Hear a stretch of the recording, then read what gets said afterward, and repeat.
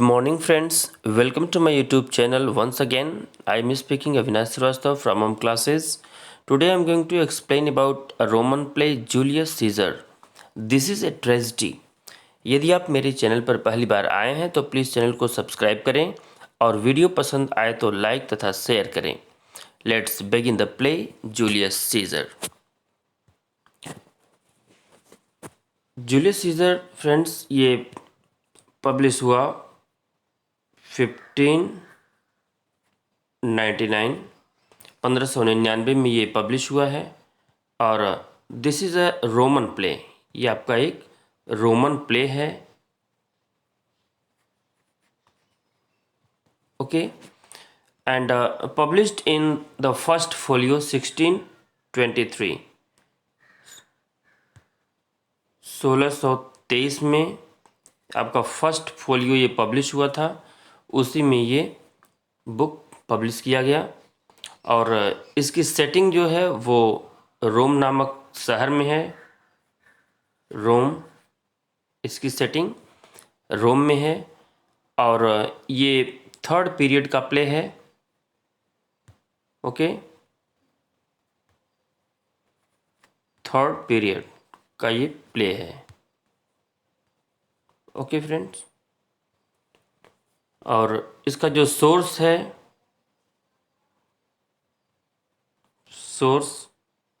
तो इसका जो सोर्स है वो प्लूटार्क्स का लाइव्स.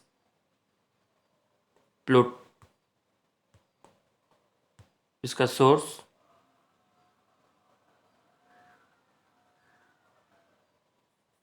प्लूटार्क्स लाइव्स. इसको ध्यान में रखिएगा. ओके, तो नॉर्थ ट्रांसलेशन ऑफ प्लूटार्क्स लाइव्स इसका जो सोर्स है. ओके, तो प्ले को स्टार्ट करते हैं. Julius Caesar by William Shakespeare. Character को देखिए. जूलियस सीजर ये कौन है? जूलियस सीजर युद्ध जीतकर वो वापस आता है तो रोम के नागरिक उसका स्वागत करते हैं. आप आगे प्ले में देखेंगे. नेक्स्ट कैरेक्टर है Octavius Caesar and Marcus Antonius, Aemilius Lepidus are triumvirs after the death of Julius Caesar. तो ट्रियम्विर्स क्या होता है? ये तीन व्यक्तियों का शासक होता है, तीन व्यक्तियों का राज, यानी त्रिशासक दल इसको हम कह सकते हैं. ओके फ्रेंड, तो जूलियस सीजर मर जाता है तो उसके बाद ये तीनों मिल करके वो शासक करते हैं. ठीक है, तो तीनों शासक हैं, ये शासन करते हैं. Next Marcus Brutus, Cassius, Casca, Ligarius, LIGA है ये लिगारियस, और Decius Brutus, Metellus Cimber and Cinna are the conspirators against Caesar. Conspirator मतलब होता है षड्यंत्रकारी. ठीक है, तो नेक्स्ट कैरेक्टर देखते हैं. डार्डेनियस, स्ट्रेटो, लूसियस और क्लाडियस तो are the servants to Brutus. ये ब्रूटस के सर्वेंट रहते हैं. Next character Pindarus, servant to Cassius. Pindarus servant to Cassius है ये. और सूदशेयर मीन्स होता है भविष्यवक्ता. Next character Artemidorus and next character है Flavius and Marullus are tribunes. Tribune means होता है रोम वालों का फौजदारी, यानी भाषण देने की एक चौकी है, वहाँ पे ये रहते हैं, रोम वालों का ये फौजदारी. नेक्स्ट है सिन्ना. ये कौन है? अ पोएट, एक कवि है. Next character Portia, wife of Brutus. ये ब्रूटस की वाइफ है Portia. Okay, and next character California. California कौन है? वाइफ टू सीजर, ये सीजर की वाइफ है, और पोर्सिया ब्रूटस की वाइफ है। तो आप इस तरीके से इसको याद कर सकते हैं, सीजर की वाइफ कैलिफोर्निया और ब्रूटस की वाइफ पोर्सिया। ठीक है, सीजर कैलिफोर्निया सीसी और ब्रूटस पोर्सिया बीपी। ओके, तो प्ले को अब हम स्टार्ट करते हैं।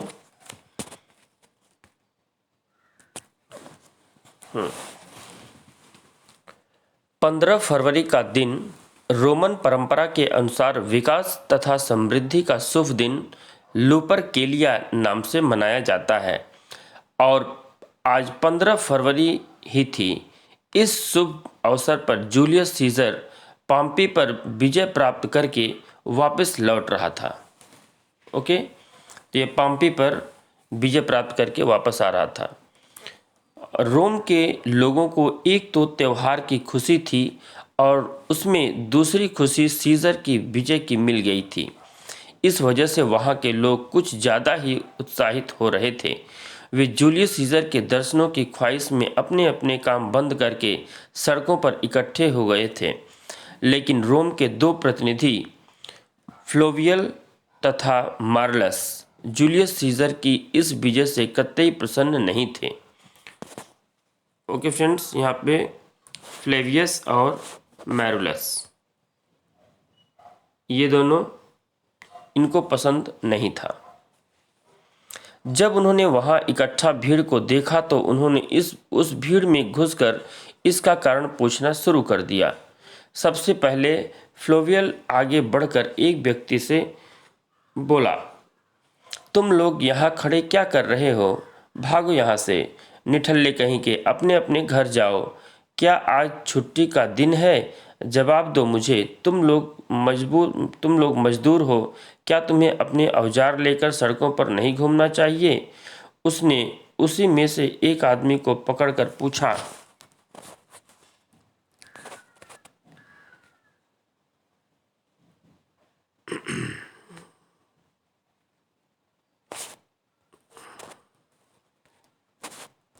फ्रेंड एक मिनट,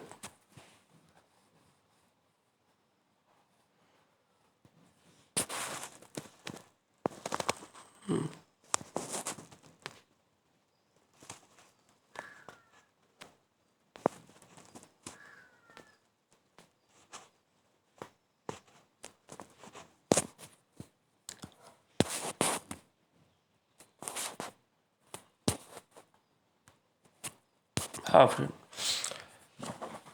तो सबसे पहले फ्लोवियल आगे बढ़कर एक व्यक्ति से बोला, तुम लोग यहाँ खड़े क्या कर रहे हो? भागो यहाँ से, निठल्ले कहीं के, अपने अपने घर जाओ।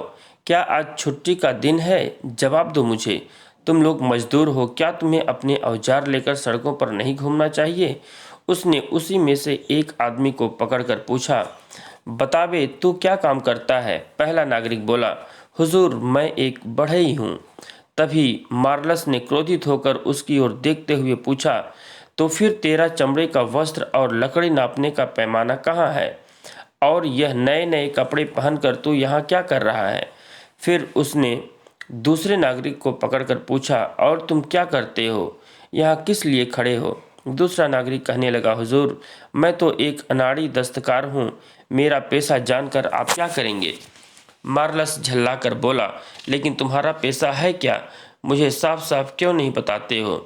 दूसरे नागरिक ने डरते हुए बताया, हुजूर, मैं आपसे प्रार्थना करता हूँ कि आप मुझसे नाराज़ न हो। मैं वास्तव में तलों की मरम्मत करता हूँ। बदमाश, अपना पेशा बता। मार्लस भड़कते हुए बोला, बोल, क्या करता है तू दुष्ट? हुजूर, मेरे कहने का मतलब है कि मैं जूतों के तले लगाता हूँ, उस नागरिक ने बताया। अच्छा, तो मोची है, फ्लोवियल ने कहा। आपने ठीक पहचाना हुजूर, मैं जूते सीकर ही अपने परिवार का गुजारा करता हूँ। जितने भी लोग जूते पहनते हैं वे मेरी दस्तकारी के ही होते हैं। फ्लोवियल ने कड़क कर पूछा, लेकिन आज तूने अपनी दुकान क्यों नहीं खोली? तू क्यों इन लोगों के साथ सड़कों पर घूम रहा है? तभी वह दूसरा नागरिक बोला, बात यह हुजूर कि मैं इनके जूते घिसवा रहा हूँ, जिससे कि मुझे और भी ज़्यादा काम मिले। अबे सच बता। फ्लोवियल ने गुर्राते हुए उसकी ओर देखा। बताता हूँ हुजूर, वह डरते हुए बोला। हुजूर, बात यह है कि आज हमने छुट्टी की है सीजर को देखने के लिए। तुम उसके आने की खुशी क्यों मना रहे हो? वह गुस्से से भड़क कर बोला, सीजर कौन सा लूट का माल रोम में बांटने वाला है? तुम सबके सब बेवकूफ़ हो, जाओ यहाँ से। वह दोनों भीड़ को अपनी ओर आकर्षित करते हुए बोले, कैसे हो तुम लोग? कल तक तो तुम लोग बहादुर पाम्पी को देखने और उसके दर्शन के लिए इस प्रकार खड़े होते हैं और उन्हीं की जय जयकार करते थे, और आज उसी के दुश्मन का स्वागत करने जा रहे हो। तुम्हें शायद नहीं मालूम कि इस विजय से रोम को कोई फायदा नहीं होगा। भागो वहाँ से, भागो यहाँ से और जाकर अपने वीर पाम्पी की पराजय का शोक मनाओ। उसकी डांट सुनते ही सब लोग तितर बितर हो गए। रोम के कुछ प्रतिनिधि सीजर से जल रहे थे, इसलिए वे लोग उसका विरोध कर रहे थे। मार्लस ने देखा कि उसकी एक डांट पर ये लोग आसानी से चले गए। इसका मतलब है कि ये लोग मेरी बातों से प्रभावित हुए हैं। उनके मुंह से एक शब्द भी नहीं निकला। फिर फ्लोवियल ने मार्लस को मशवरा दिया कि तुम तो अब उस मार्ग से कैपिटल की तरफ जाओ, मैं इस रास्ते से जा रहा हूँ। हम दो अलग अलग रास्तों से जाएंगे और रास्ते में जो मूर्तियाँ सजावट की गई हैं उन सबको नष्ट कर देंगे, क्योंकि अगर जूलियस सीजर इतनी सजावट को देखेगा तो उसका दिमाग सातवें आसमान पर पहुंच जाएगा और फिर वह हमारा और भी ज़्यादा अपमान करने लगेगा। उसकी बात सुनकर मार्लस बोला, क्या हम ऐसा कर सकते हैं? तुम जानते हो आज लूपरकेलिया का त्यौहार है। तुम इसकी चिंता मत करो। फ्लोवियल बोला, किसी भी प्रतिमा को सीजर की विजय प्रतीकों से सजने मत दो। मैं इधर उधर जाऊंगा और नगर के लोगों को सड़कों पर एकत्रित नहीं होने दूंगा। अगर तुम भी कहीं लोगों को इस तरह देखो तो तुम भी इसी तरह करना। सीजर नाम की चिड़िया इन बढ़ते हुए सम्मान रूपी पंखों से वंचित होकर साधारण ऊंचाई तक ही उड़ सकेगी, वरना वह इतना ऊंचा उड़ेगी कि मनुष्यों की नज़रों से ओझल हो जाएगी। अगर हमने ऐसा नहीं किया तो सीजर इतना ज़्यादा बलवान और प्रभावशाली हो जाएगा कि वह इंसान को इंसान नहीं समझेगा और हम सबको उससे डर कर रहना होगा। तभी वहाँ शानो शौकत के साथ सीजर का जुलूस आ पहुँचा। इस शुभ मौके पर होने वाली दौड़ में दौड़ने के लिए एंटोनियस खास तौर से सीजर के साथ साथ चल रहा था। उसके अलावा सीजर के साथ उसकी पत्नी कैलिफोर्निया और सूरज की पत्नी पोर्सिया, सिसरो, डेसियस, ब्रूटस, कैसियस और कास्का भी थे। इस विशाल जनसमूह में एक भविष्यवक्ता भी साथ था। सीजर ने अपनी पत्नी कैलिफोर्निया को पहले ही हिदायत दे दी थी कि तुम उसी रास्ते पर खड़ी होना जिस पर दौड़ता हुआ एंटोनियस गुजरेगा। उसने एंटोनियस को भी हिदायत दी थी कि वह दौड़ते हुए कैलिफोर्निया को छूना न भूले। इसकी सबसे बड़ी वजह यह थी कि वहाँ के बुजुर्गों का कहना था कि आज के पवित्र और शुभ मौके पर दौड़ने वाले के स्पर्श मात्र से ही स्त्री का बांझपन दूर हो जाता है। तभी भीड़ में चिल्लाते हुए भविष्यवक्ता ने उसे पुकारा। वह उसे किसी आने वाले खतरे से सावधान करना चाहता था, इसलिए उसने आवाज़ लगाई, सीजर सीजर। सीजर ने पीछे मुड़कर देखते हुए पूछा, अरे ये मुझे बार बार कौन पुकार रहा है? शांत हो जाओ, कास्का ने भीड़ से कहा। सीजर फिर दोबारा पूछता है, इस भीड़ में कौन आदमी है जो मुझे पुकार रहा है और मुझसे बात करना चाहता है? मैंने किसी को सीजर सीजर पुकारते हुए सुना है। बोलो, कौन है जो बात करना चाहता है? भविष्यवक्ता तभी आगे बढ़कर बोला, 15 मार्च को सावधान रहना जूलियस सीजर। एक क्वेश्चन पूछा जाता है, वो 15 मार्च को सावधान रहने के लिए कहता है, 15th ऑफ मार्च। ओके, सूदशेयर जो था वो 15 मार्च को जूलियस सीजर को सावधान रहने के लिए कहता है। इस डेट को आप याद रखें। ओके फ्रेंड, 15 मार्च। तो सीजर बोला, कौन हो तुम?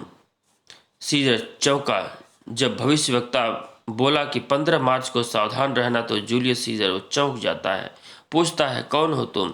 तभी ब्रूटस ने बताया, सीजर यह एक भविष्यवक्ता है और 15 फरवरी को और 15 मार्च को तुमको सावधान रहने को कह रहा है।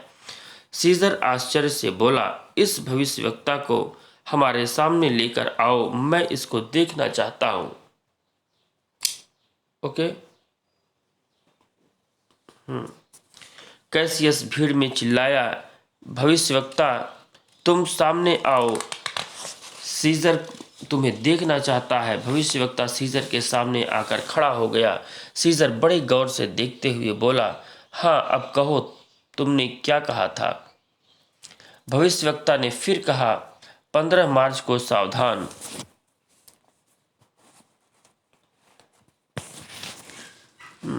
सीजर उसकी बात सुनकर कहने लगा, अरे यह तो कोई ढोंगी आदमी है, मुझे इस पर यकीन नहीं है। उसके बाद सीजर का जुलूस आगे बढ़ने लगा और ब्रूटस तथा कैसियस वहीं खड़े रह गए। कैसियस ने ब्रूटस से पूछा, रुक क्यों गए? क्या तुम भी दौड़ का कार्यक्रम देखने नहीं जाओगे? मैं दौड़ देखने नहीं जाऊंगा, ब्रूटस ने कहा, लेकिन अगर तुम जाना चाहते हो तो जाओ। कैसियस ने उससे प्रार्थना की, चलो ब्रूटस, मुझे खेलों में कोई शौक नहीं है, मेरे अंदर वह स्फूर्ति भी नहीं है जो एंटोनी में है। मैं तुम्हें उसकी इच्छा के विरुद्ध रोक नहीं रहा हूँ, तुम वहाँ जाकर खेल का आनंद लो। पिछले कई दिनों से कैसियस एक बात को महसूस कर रहा था कि ब्रूटस के मन में उसके प्रति आत्मीयता की कमी आ गई है। लेकिन हकीकत यह थी कि ब्रूटस के मन में एक द्वंद्व चल रहा था, जिसके विषय में वह किसी को बताना भी नहीं चाहता था, और शायद यही वजह थी कि वह सबसे अलग अलग सा रहने लगा था। ब्रूटस के खेल में जाने से इनकार करना ही कैसियस के लिए काफ़ी था, इसलिए उसने सोचा कि उसको कुरेदना चाहिए। कैसियस संभलते हुए बोला, ब्रूटस, मैं कुछ दिनों से देख रहा हूँ, अब मुझे तुम्हारी आंखों में वह विनम्रता और प्रेम की झलक नहीं दिखाई देती जो कि मुझे पहले देखने को मिला करती थी। अब तुम जिद्दी और अजनबी की तरह बर्ताव करते हो। मेरे साथ भी तुम इसी तरह का व्यवहार करने लगे हो, जो कि तुम्हारा मित्र है और तुम्हारा सबसे बड़ा हमदर्द भी। ब्रूटस उसकी बात सुनकर कहने लगा, कैसियस मेरे दोस्त, मुझे गलत मत समझो। अगर मेरे व्यवहार में बदलाव आया है तो इससे दुखी भी तो मैं ही होता हूँ, कोई दूसरा व्यक्ति नहीं। कुछ दिनों से मैं कुछ ज़्यादा ही परेशान हूँ। दो परस्पर विरोधी भावों की वजह से इन भावों का संबंध केवल मुझसे ही है, इसलिए मेरे दोस्त को मुझसे दुखी नहीं होना चाहिए। और कैसियस, तुम भी मेरे पक्के दोस्त हो, इसलिए तुम तो मेरी हालत को समझ ही सकते हो कि मेरे हृदय में जो अंतर्द्वंद होता है, उसी के कारण मैं तुम लोगों से सद्व्यवहार करना भूल जाता हूँ। कैसियस थोड़ा गंभीरता से बोला, कोई भी व्यक्ति अपना चेहरा खुद नहीं देख सकता, उसे देखने के लिए दूसरों का सहारा लेना ही पड़ता है। इसलिए तुम भी अपने आप को नहीं समझ पा रहे हो। मैं तुम्हारी शक्ति को ज्यों की त्यों तुमको दिखाऊंगा जो तुम्हारे अंदर है और तुम्हें उसका पता नहीं है। मगर मेरे दोस्त, तुम यह सोचना छोड़ दो कि मैं एक खतरनाक इंसान हूँ। मैं तुमसे विनती करता हूँ कि मुझ पर संदेह न करना। ब्रूटस को समझते देर नहीं लगी थी कि कैसियस उसकी भावनाओं को भड़काकर उसे खतरे में धकेलना चाहता है। तभी भीड़ में शोर की आवाज़ आने लगी। ब्रूटस ने अपने दोस्त से कहा, लगता है जनता ने सीजर को अपना राजा मान लिया है। हालांकि मैं उसे बेहद प्यार करता हूँ, मगर मैं नहीं चाहता कि वह राजा बने। फिर उसने कैसियस से पूछा, आखिर बात क्या है? तुमने इतनी देर से मुझे यहाँ रोक रखा है। अगर तुम कुछ कहना ही चाहते हो तो साफ साफ कहो। कैसियस बड़ा मक्कार व्यक्ति था। उसने कहा, मेरा मन तो स्वाभिमान की रक्षा के लिए चिंतित हो रहा है। मैं किसी से डर कर या दब कर जीना नहीं चाहता। सीजर हम लोगों की तरह ही साधारण आदमी है। उसका पालन पोषण भी हमारी तरह ही हुआ है। जन्म के समय हम भी आबाद थे जैसे सीजर है। आज लोग उसे बहादुर समझते हैं, मगर वह उतना बहादुर नहीं है जितना लोग उसे समझ रहे हैं। अरे वह तो बिल्कुल डरपोक है। एक बार की बात है, जाड़ों में वर्षा के तूफानी दिन थे जब टाइबर नदी में बाढ़ आई हुई थी तथा उसका जल उसके किनारों से जोर जोर से टकरा रहा था।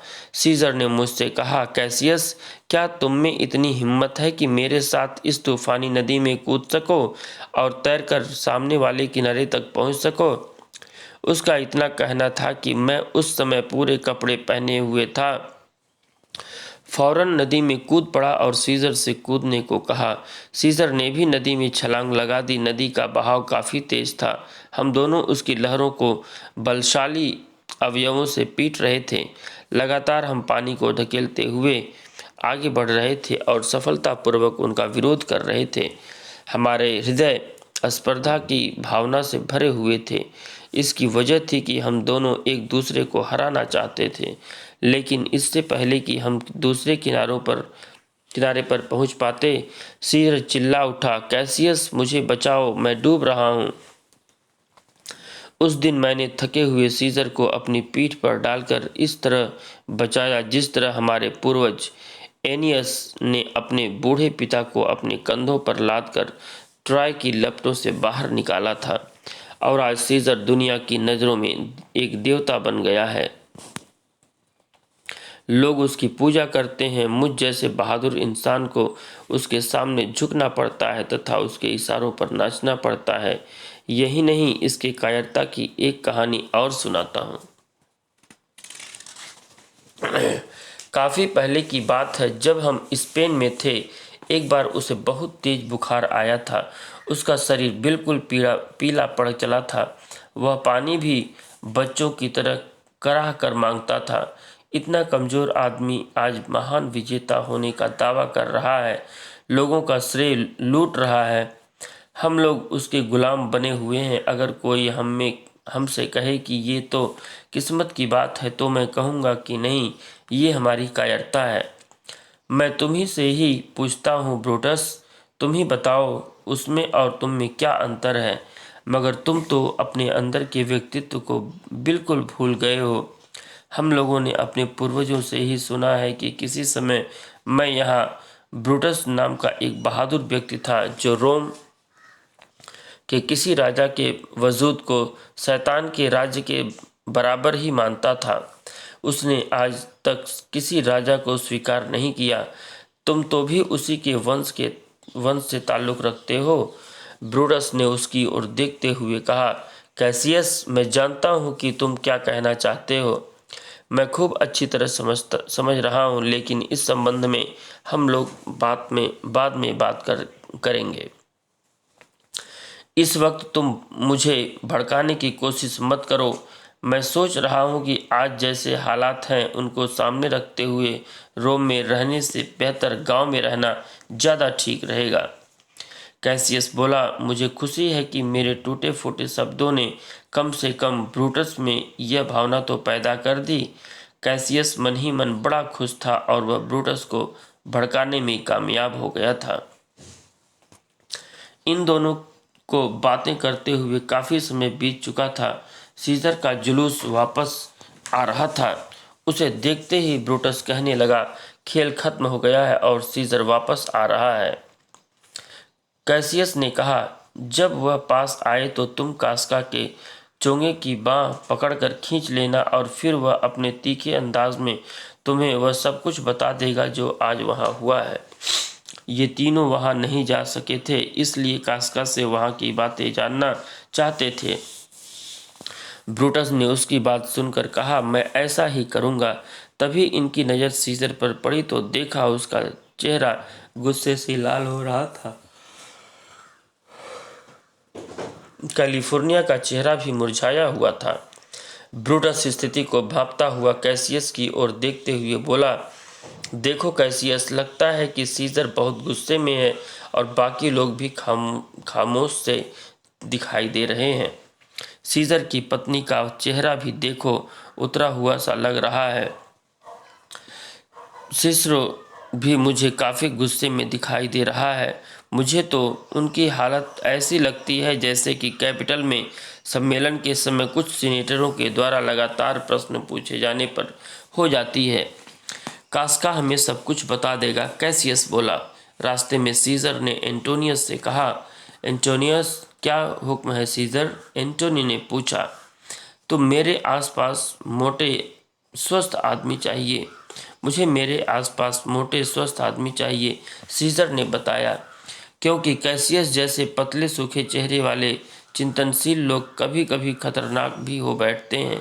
ऐसे लोगों से हमेशा दूर रहना ही ठीक है। ये किसी को अपने से बड़ा नहीं देख सकते। जिन लोगों का हंसने, बोलने, खेलने, कूदने या संगीत आदि से इनका कोई नाता नहीं होता, ये पल भर में ही अशांत हो जाते हैं। एंटोनी ने उसकी बात का जवाब दिया, सीजर, तुम्हें उससे डरने की कोई ज़रूरत नहीं है। वह एक श्रेष्ठ रोमन और स्वभाव से मैत्रीपूर्ण तथा सहानुभूतिपूर्ण है।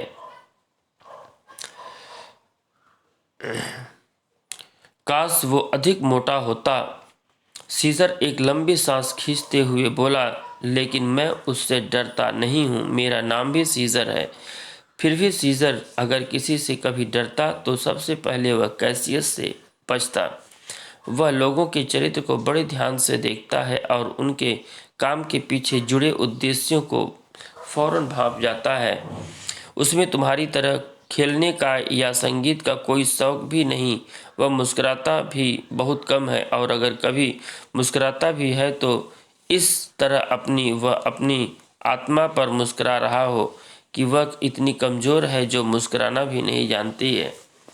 इस तरह के लोग, जैसा कि कैसियस है, कभी भी अपने से बड़े को देखकर खुश नहीं होते। इसलिए ऐसे लोग बहुत खतरनाक होते हैं। मैं तुम्हें उन लोगों के विषय में बताना चाहता हूँ जिनसे तुम्हें डरना चाहिए, न कि उन लोगों के बारे में जिनसे मैं डरता हूँ। मेरा नाम सीजर है और सीजर किसी से डरता किस नहीं। सीजर का जुलूस आगे बढ़ चुका था। तभी कास्का का चेला वो कैसियस ने खींचा हाँ कास्का का चोला वो कैसियस ने खींचा तो कास्का ने पीछे मुड़कर देखा और पूछा, क्या बात है? क्या तुम्हें मुझसे कोई ज़रूरी बात करनी है? ब्रूटस बोला, हाँ कास्का, हम यह मालूम करना चाहते हैं कि ऐसी क्या बात हो गई है जो सीजर इतना गुस्से में है। तुम तो उसके साथ थे ना? कास्का ने पूछा। अगर मैं उसके साथ होता तो फिर तुम्ही से ही क्यों पूछता कि वहाँ क्या हुआ है? ब्रूटस मुस्कुराया। कास्का कुछ सोचते हुए बोला, बात यह थी कि सीजर को जब राजमुकुट पेश किया गया तो उसने अपने हाथ से मुकुट को एक तरफ हटा दिया और यहाँ वहाँ खड़े सभी लोग शोर मचाने लगे। कास्का ने ब्रूटस और कैसियस को बताया कि एंटोनियस ने 3 बार सीजर को मुकुट पेश किया, मगर सीजर ने तीनों बार मुकुट पहनने से इनकार कर दिया। इस पर नगर की पूरी जनता तालियां बजाने लगी। लोगों के शोरगुल से सीजर का दम घुटने लगा और वह बेहोश होकर वहीं गिर पड़ा। उसके मुंह से झाग निकल रहे थे और उसका गला रूंध गया था। ब्रूटस तो पहले से ही इस बात को जानता था कि उसे हिस्टीरिया का मर्ज है। वह कुछ सोचते हुए बोला, तो क्या सीजर को मुकुट 3 बार पेश किया गया था और उसने तीनों बार मना कर दिया?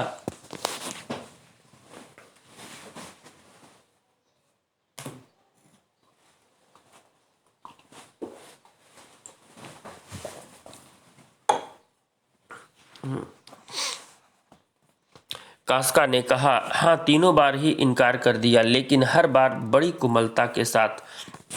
तभी बीच में बात काटते हुए कैसियस ने पूछा, मुकुट सीजर को पेश किसने किया था? एंटोनी ने। कास्का जल्दी से बोला, मेरे दोस्त कास्का, एक बात और बताओ कि मुकुट सीजर को कैसे पेश किया गया? उत्सुकतावश ब्रूटस ने पूछा। कास्का कुछ सोचते हुए बोला, यह बात बताना तो उतना ही कठिन है जितना फांसी पर चढ़ना। ये सिर्फ बेवकूफ़ी ही थी, मैंने इसे देखा तक नहीं। मैंने तो सिर्फ एंटोनी को ताज पेश करते देखा।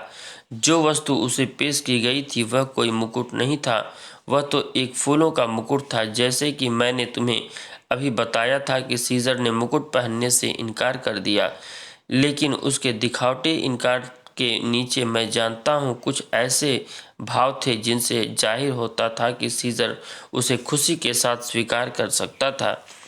फिर एंटोनी ने उसे यह पुष्प मुकुट दोबारा पेश किया। सीजर ने फिर इनकार कर दिया, लेकिन जहाँ तक मैं सोचता हूँ तो सीजर ने उस मुकुट पर से बड़ी अनिच्छा के साथ अंगुलियाँ हटाई। और फिर एंटोनी ने तीसरी बार ताज पेश किया। सीजर ने तीसरी बार भी इनकार कर दिया।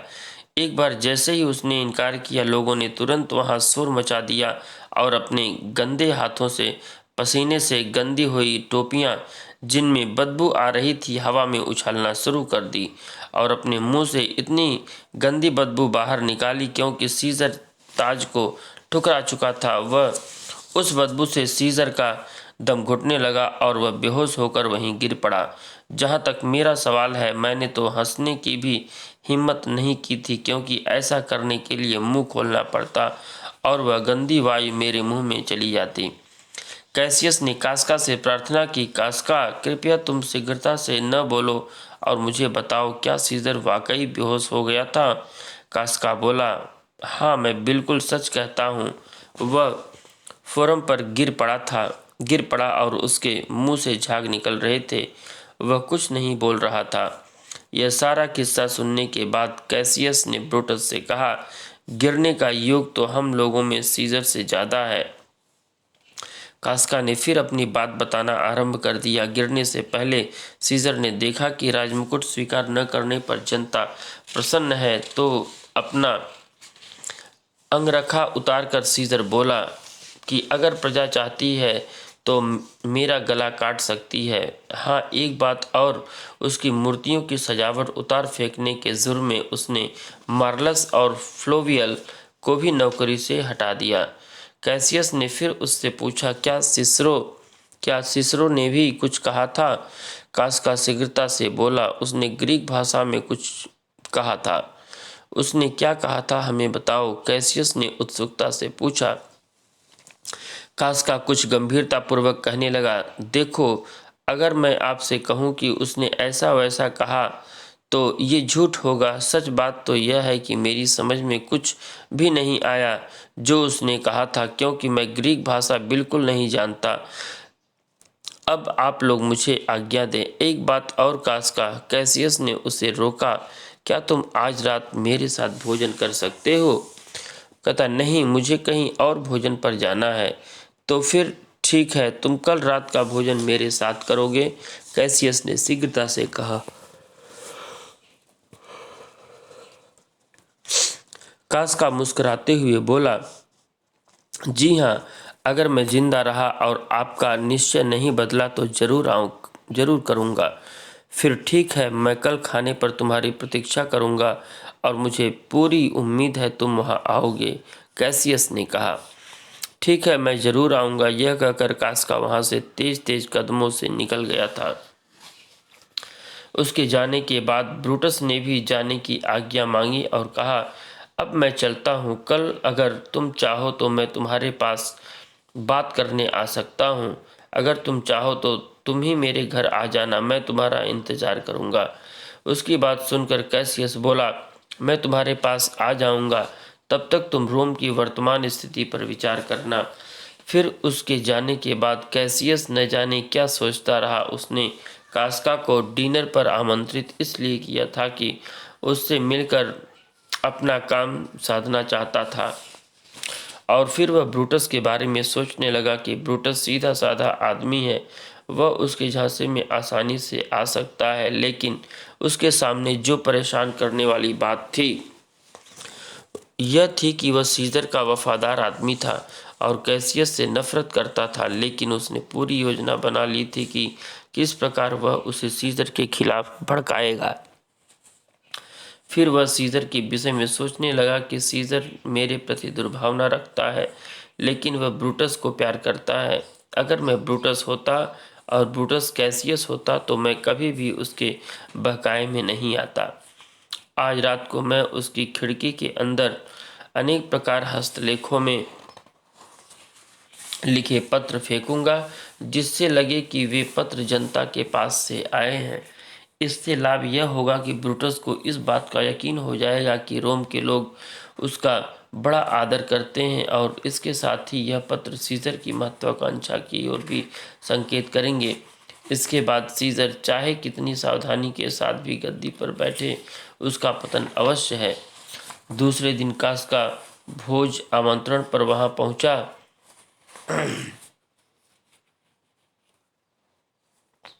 उस रात काफी तूफान आ रहा था, भयंकर हवाएं चल रही थी, मगर कास्का वहां पहुंच गया। उसकी आहट पाकर कैसियस चौंक कर बोला, कौन है वहां? एक रोमन। कास्का ने उत्तर दिया, ओह कास्का, आओ, मैं तुम्हारा ही इंतजार कर रहा था। कैसियस ने मुस्कुराते हुए कहा, मैं तुम्हारी आवाज़ सुनकर तुम्हें पहचान गया। तुम्हारे कानों के सुनने की शक्ति काफ़ी तेज है। कास्का समीप आते हुए बोला, बाहर देखो कैसा तूफानी मौसम है। कैसियस के होठों पर एक व्यंग्यात्मक मुस्कुराहट बिखर गई। फिर वह कहने लगा, मेरे ख्याल से यह रात सच्चे लोगों के लिए बड़ी सुख देने वाली है।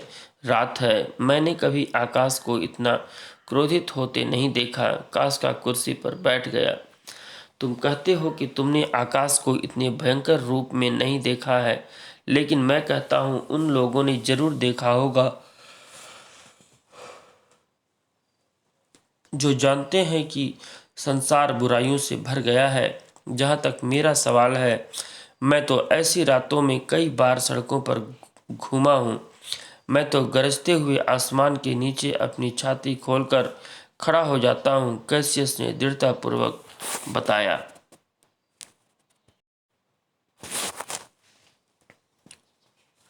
कास्का आश्चर्यचकित होकर बोला, लेकिन तुम क्यों आकाश के क्रोध को अपने ऊपर लेना चाहते हो? कैसियस मुस्कुराया, कास्का, तुम अपनी बुद्धि का इस्तेमाल करना नहीं जानते हो। तुम में सजीवता भी बहुत कम है, जो एक रोमन में होनी चाहिए। और अगर तुम में ये गुण है तो तुम उसका इस्तेमाल नहीं करते। तुम जरा से बादलों की गरज के कारण भयभीत हो रहे हो।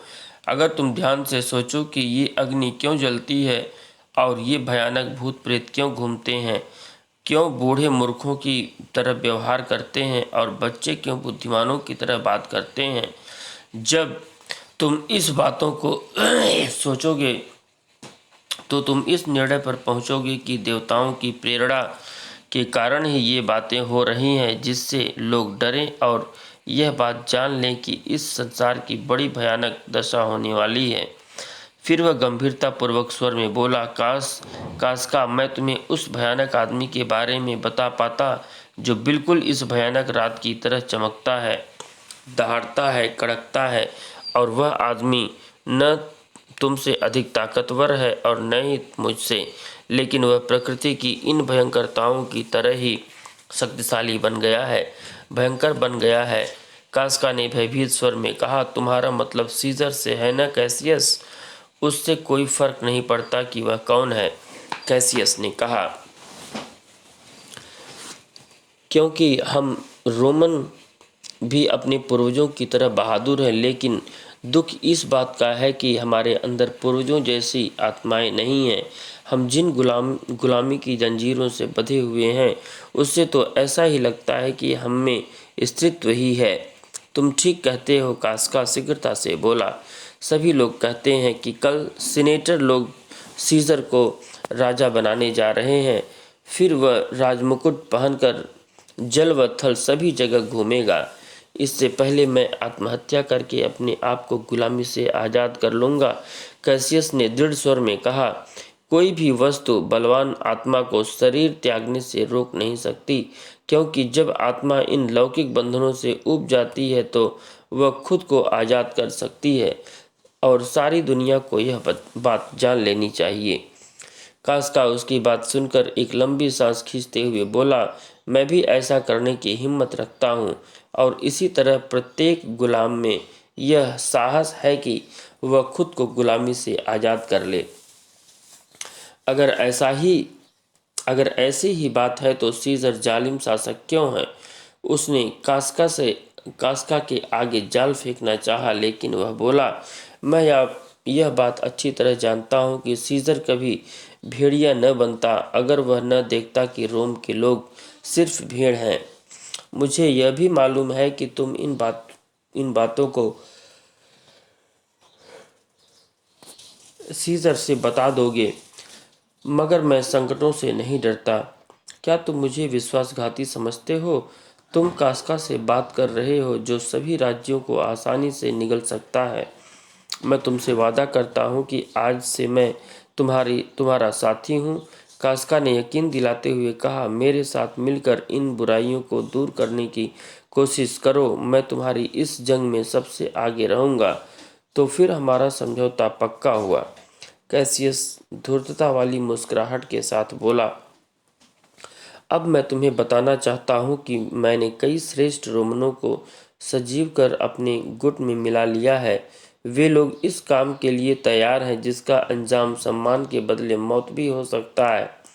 और इस तरह धूर्त कैसियस ने सीजर के उस वफादार को भी उसके खिलाफ भड़का दिया। इसी तरह उसने उसके कुछ और वफादारों को भी अपनी ओर कर लिया, यहाँ तक कि ब्रूटस को भी उसने भड़काना शुरू कर दिया। कैसियस और कास्का अभी बात ही कर रहे थे कि किसी के कदमों की आहट सुनाई दी। तो कास्का सावधान हो गया। तभी कैसियस बोला, अरे ये तो सिन्ना है। मैं उसके पैरों की आवाज़ को पहचानना चाहता हूँ, वह भी हमारा ही साथी है। तभी सिन्ना ने वहाँ प्रवेश किया। तुम इतनी तेजी से कहाँ से आ रहे हो सिन्ना? कैसियस ने पूछा। मैं आप ही के पास आ रहा था, उसने बताया। यह आदमी कौन है? मैंने इसे पहले नहीं देखा। ये कास्का है, उसने कहा। आज से हमारे काम में यह भी बराबर का शरीक होगा। यह तो बहुत अच्छी बात है, सिन्ना प्रसन्नतापूर्वक बोला। काश कैसियस तुम ब्रूटस को भी हमारी मंडली में शरीक कर पाते। शांति रखो सिन्ना, यह पर्चा लो और इसे प्रेटर की कुर्सी पर रख देना, जहां ब्रूटस इसे आसानी से उठा सके। दूसरा पर्चा खिड़की में फेंक देना और तीसरा युद्ध वृद्ध ब्रूटस की प्रतिमा पर चिपका देना। जब तुम यह काम निपटा लो तो पाम्पी के थिएटर आ जाना, वहीं हम लोग मिलेंगे। अच्छा ठीक है, जैसा आपने कहा, मैं इन पर्चों को वैसे ही वहां डाल दूंगा। कहकर वह चला गया।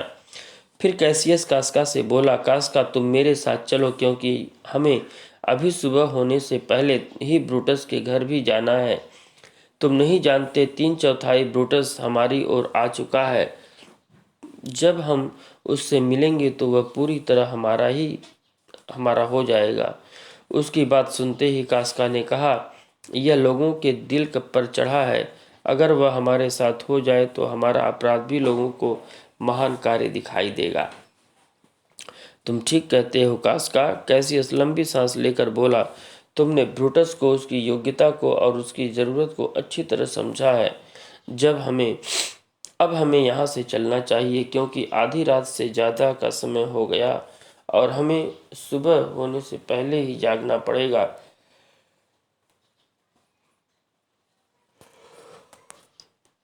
क्योंकि हमें अपनी योजना के तहत उसे अपने साथ मिलाना है। उधर ब्रूटस ने अपने नौकर को बुलाया और उससे रात में रोशनी करने के लिए कहा। लूसियस, देखो मेरे कमरे में अंधेरा है, जाकर मोमबत्ती जला दो। जी बहुत अच्छा, लूसियस कहकर चला गया और थोड़ी देर पश्चात आकर उसे सूचना दी कि उसने कमरे में मोमबत्ती जला दी है और कमरे की खिड़की से एक पत्र मिला है। लेकिन जब मैं सोने गया था तो उस वक्त वह पत्र वहाँ नहीं था। मैं यकीन से कह सकता हूँ उसकी बात पर ब्रूटस ने ध्यान नहीं दिया और बोला, तुम फिर से जाकर सो जाओ, अभी सवेरा होने में काफ़ी समय बाकी है। और हाँ, कल कौन सा दिन है, क्या तुम्हें मालूम है? मुझे नहीं मालूम, लूसियस ने कहा। जाओ, जाकर जंतरी में देखो, ब्रूटस ने आदेश दिया। उसके जाने के बाद ब्रूटस ने पत्र को खोला जो लूसियस ने उसे दिया था और उसे पढ़ा। उसमें लिखा था, आदरणीय ब्रूटस, तुम कहाँ सोए हुए हो? जागो और खुद को पहचानो और रोम के लिए अपना मुंह खोलो। प्रहार करो, जो बातें गलत है उन्हें दूर करने की कोशिश करो, बुराई को दूर करो। ब्रूटस पत्र पढ़ने के बाद सोचने लगा कि ऐसे भड़काने वाले पत्र अक्सर उन जगहों पर डाले गए हैं जहां से वो मुझे आसानी से मिल जाए। क्या रोम के लोग एक आदमी की वजह से भयभीत हैं? क्या रोम मेरा देश मेरी आंखों के सामने? नहीं, ऐसा नहीं है। मेरे पूर्वजों ने तो टार्क्विनियस सुपरबस जैसे दंभी को रोम से बाहर निकाल फेंका था, और वह भी उस समय जब वह वहाँ का राजा कहलाता था।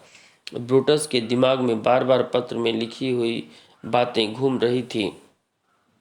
उसके मस्तिष्क में विचारों का तूफान उमड़ रहा था। अपना मुंह खोलो, प्रहार करो, बुराइयों को दूर करो।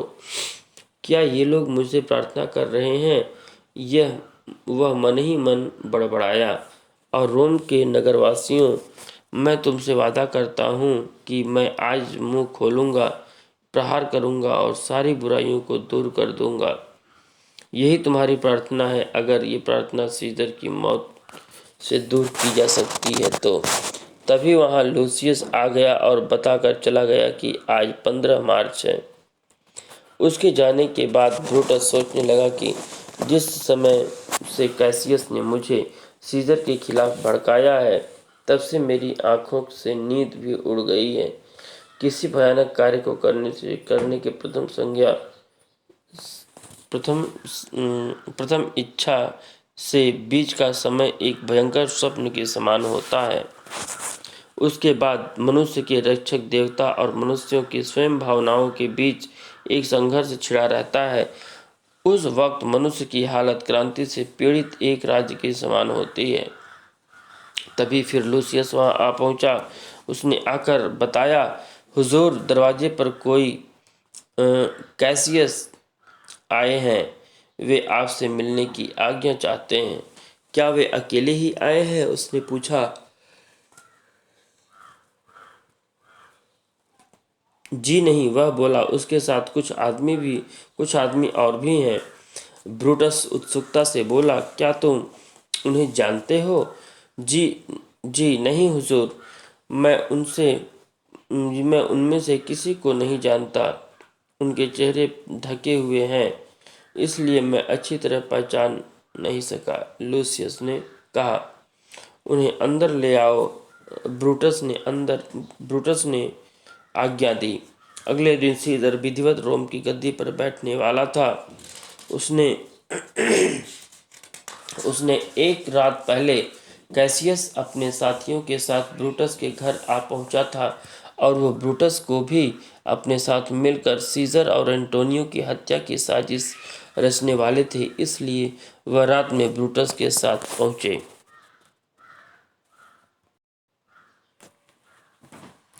कैसियस के साथ कास्काड, डेसस, सिन्ना, मेटिलस सिम्बर और ट्रिविनियस भी थे। कैसियस ने ब्रूटस को देखते ही कहा, शायद हम लोगों ने आकर तुम्हारे आराम में बाधा डाल दी। नहीं, ऐसी बात नहीं है। मैं करीब 1 घंटे से जाग रहा हूँ। आज न जाने क्यों नींद ही नहीं आ रही है, ब्रूटस ने बताया। ये लोग कौन हैं जो तुम्हारे साथ हैं? ब्रूटस आश्चर्य से उन लोगों को देखने लगा जिन्होंने अपना चेहरा ढका हुआ था। तुम इन लोगों को अच्छी तरह जानते हो। इनमें कोई भी ऐसा आदमी नहीं है जो तुम्हारी इज्जत न करता हो। इन सब की यही इच्छा है कि तुम अपने अंदर भी वही राय पैदा करो जो प्रत्येक रोमन के दिल में है। फिर कैसियस ने बारी बारी सबका परिचय कराया। ब्रूटस बड़ी प्रसन्नतापूर्वक बोला, इन सब का स्वागत है। अच्छा, यह तो बताओ कि कौन सी फिक्र है जिसने तुम्हें आधी रात को भी बेचैन कर रखा है, और तुम लोग यहाँ आए हो। कैसियस धीमे से उनके पास आकर बोला, मैं तुमसे अलग में कुछ नहीं बात करना चाहता हूँ। फिर दोनों आपस में कुछ कानाफूसी करने लगे। कुछ देर पश्चात वे लोग वहाँ आकर उन लोगों से कहने लगे, आइए अपना अपना हाथ आगे करके हम लोग शपथ लेते हैं कि ताकि हम में से कोई गद्दारी करने की हिम्मत न कर सके। वे लोग शपथ लेने के लिए जैसे ही आगे बढ़े, शीघ्रता से ब्रूटस बोला, शपथ लेने की कोई ज़रूरत नहीं है। लज्जा और ग्लानि जो रोमन के मुखों पर है, हमारी आत्माओं का रुदन तथा शक्ति एवं प्रभाव का वर्तमान अनुचित प्रयोग, अगर ये सब बातें शक्तिहीन हैं और हमें एक नहीं रख सकती और हमारी आत्माओं को बल नहीं दे सकती, तो फिर हम सब के लिए यही सही होगा कि हम यहीं इस षड्यंत्र को ख़त्म कर दें और हर आदमी यहाँ से अपने अपने घर जा सकता है और कायरों के समान बिस्तर पर जाकर आराम करे और अत्याचारी को मनमाने तरीके से शासन करने दे। फिर बारी बारी हम में से कोई न कोई मारा जाता रहेगा।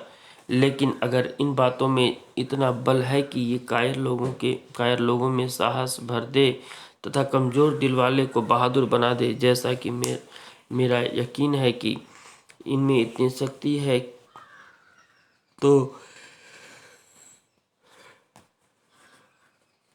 हे देशवासियों, हमें अपने कारण को छोड़कर और उत्तेजना प्रदान करने वाली ऐसी चीज़ की क्या ज़रूरत है जो हमें हालातों को बदलने के लिए आगे बढ़ाए।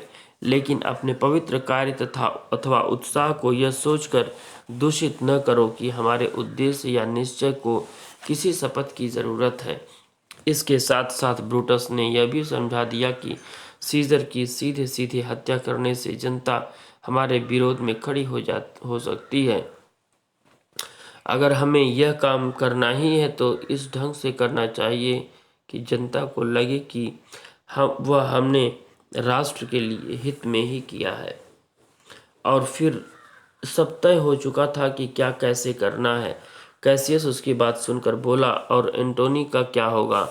जहाँ तक एंटोनी का प्रश्न है, तुम उससे न डरो, ब्रूटस ने कहा, क्योंकि सीजर की मौत के बाद वह सीजर को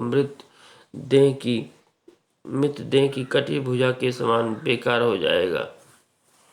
फिर उन्हें घंटा बजने की आवाज़ सुनाई दी। ब्रूटस बोला, देखो क्या वजह है। कैसियस ने बताया, 3 बज चुके हैं। उन्हीं लोगों में से एक बोला, अब हमें चलना चाहिए, रात भी काफ़ी हो चुकी है और बाकी का काम भी निपटाना है। कैसियस ने कुछ सोचते हुए कहा, लेकिन एक बात जरा टेढ़ी सी लगती है कि सीजर सुबह बाहर आएगा भी या नहीं, क्योंकि आजकल वह भविष्यवाणियों में पर ज़्यादा यकीन करने लगा है। हो सकता है कि किसी भविष्यवाणी पर विश्वास करके वह कल कैपिटल पहुंचे या नहीं। डेसस शीघ्रता से बोला, तुम इसकी फिक्र मत करो, अगर वह कहीं भी आएगा तो मैं उसे लेकर आऊँगा। तुम लोग इस काम को मेरे ऊपर छोड़ दो, क्योंकि मैं उसे खुश करना चाहता हूँ।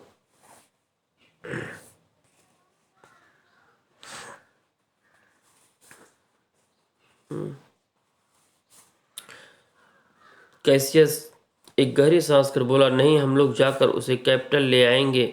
ठीक है, और वह भी ज़्यादा से ज़्यादा 8 बजे तक। ठीक है ना, ब्रूटस ने कहा। सवेरा होने वाला है, हम अब चलते हैं। ब्रूटस और दोस्तों, अब आप सब लोग जा सकते हैं, मगर याद रखना कि आप लोगों ने क्या निश्चय किया है तथा खुद को सच्चा रोमन प्रमाणित करना, कैसियस ने कहा। फिर सभी ब्रूटस से आज्ञा लेकर अपने अपने घर को चल दिए। उनके जाने के बाद जैसे ही ब्रूटस मुड़ा तो चौंक गया। सामने उसकी पत्नी पोर्सिया खड़ी थी। वह ब्रूटस के पास आकर उस सभी लोगों के विषय में पूछने लगी और उसकी चिंता का कारण भी पूछने लगी। मगर ब्रूटस ने अपनी बीमारी का बहाना बनाकर उसे टालने की कोशिश की और कहने लगा कि वक्त आने पर वह उसे उस सब समझा देगा। उधर ब्रूटस और उसके साथियों के षड्यंत्र का सीजर की पत्नी को पहले ही आभास हो गया था। पिछली रात ही उसने सपना आया था कि सीजर की हत्या की जा रही है। सवेरा होने पर कैलिफोर्निया ने अपने पति सीजर को यह बात बताई और कहा कि आज वह घर से बाहर न निकले। ज्योतिषियों ने भी ऐसा ही संदेश भेजा है, लेकिन सीजर नहीं माना। वह राजधानी जाने के निश्चय पर दृढ़तापूर्वक अटल था। उसने पत्नी से कहा, खतरों से डरना तो कायरों का काम होता है। बहादुर लोग खतरों का सामना आसानी से करते हैं और मुझे डरपोक बनकर रहना कभी भी पसंद नहीं। मौत तो अटल है, तो फिर उससे डरना कैसा? मैं खतरों से डरने वाला इंसान नहीं। फिर उसने अपने नौकर को बुलाया। अरे कोई है? क्या आज्ञा है मालिक? नौकर शीघ्रता से बोला।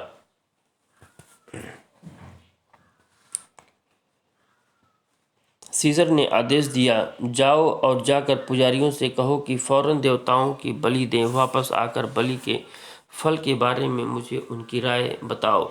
जो आज्ञा कहकर वह चला गया। तभी कैलिफोर्निया ने वहां आकर सीजर से कहा, मैंने आपसे कहा था न कि आप बाहर नहीं जाएंगे। सीजर कठोर स्वर में बोला, सीजर बाहर जरूर जाएगा। खतरा पैदा करने वाली चीजों ने कभी मेरे मुंह की ओर नहीं देखा। उन्होंने हमेशा अपनी पीठ की ओर ही देखा। अगर उन्होंने कभी मेरे मुंह की ओर देखने की हिम्मत की थी तो उनको वहीं खत्म कर दिया जाएगा। सीजर की पत्नी उसे समझाने लगी कि रात के तूफान में बहुत सी अजीब घटनाएं घटी हैं जिन्हें पहरेदारों ने अपनी आंखों से देखा है और मुझे बड़ा डर लग रहा है। मगर सीजर ने कहा, सीजर बाहर जरूर जाएगा, क्योंकि ये अपशकुन सिर्फ अकेले सीजर के ही लिए नहीं, सारे विश्व के लिए है। जब भिखारी मरते हैं तो पुच्छल तारे दिखाई नहीं देते। कैलिफोर्निया बोली, आसमान इन पुच्छल तारों के माध्यम से केवल राजाओं की मृत्यु की भविष्यवाणी करता है। सीजर दृढ़ स्वर में बोला, कायर अपनी मौत से पहले अनेकों बार मरते हैं, लेकिन बहादुर सिर्फ एक बार मरते हैं। अगर मृत्यु को आना है तो वह जरूर आएगी, उसे टाला नहीं जा सकता। तभी नौकर ने आकर बताया, पुजारियों का कहना है कि आज आप बाहर न जाएं, क्योंकि बलिदान करते समय पशुओं की अतड़ियाँ बाहर निकल गई हैं, तो उनमें हृदय नहीं था। इसकी बात सुनकर सीजर ने कहा, फिर तो देवताओं ने उसे कायरों को शर्मिंदा करने के लिए ही मनाया होगा। अगर सीजर डर कर आज घर पर ही रहेगा तो वह भी हृदयहीन पशु ही बन जाएगा। सीजर बाहर अवश्य जाएगा। जिद और घमंड व्यक्ति का सर्वनाश कर देते हैं और इस वक्त सीजर इन्हीं दुर्गुणों का शिकार था। कैलिफोर्निया उसके पैर पकड़ते हुए बोली, आप कैपिटल न जाएं, आपका यह आत्मविश्वास आपके विवेक को नष्ट कर रहा है। उसने सुझाव दिया, हम मार्क एंटोनी को सीनेट हाउस भेज देंगे। वो वहाँ जाकर कह देगा कि आज उसकी तबीयत ठीक नहीं है। मैं आपके पैर पकड़ती हूँ, आप मेरी बात मान लीजिए। उसकी बात सुनकर सीजर ने कहा, अच्छा ठीक है, मार्क एंटोनी कह देगा कि आज मेरी तबीयत ठीक नहीं है। तुम्हारी प्रसन्नता के लिए मैं घर पर ही रुक जाता हूँ। अभी यह सब चल ही रहा था कि सीजर पत्नी की बात मानने का मन बना ही लिया था। तभी डेसस उसे लेने के लिए वहां आ पहुंचा। उसे देखते ही सीजर ने कहा, तुम अच्छे वक्त पर आ गए। अगर मैं तुमसे कहूं कि मैं नहीं आ सकता तो यह झूठ होगा, इसलिए डेसस से कहो कि मैं आज नहीं आऊँगा। तभी कैलिफोर्निया बोली, तुम कह सकते हो कि वह आज बीमार है।